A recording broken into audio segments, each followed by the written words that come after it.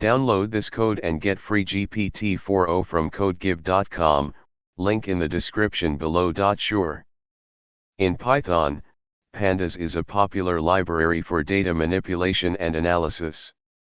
Data frames are a fundamental data structure in pandas that allow you to store and handle data in a tabular format.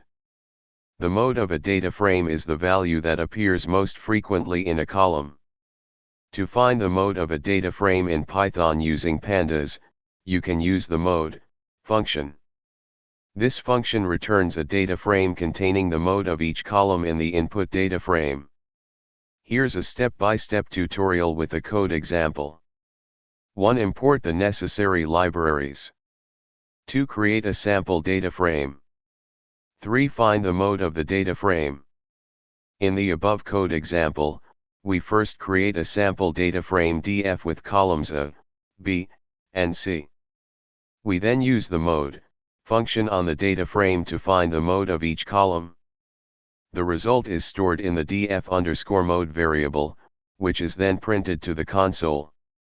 When you run the code, you will see the mode of each column in the data frame printed as output.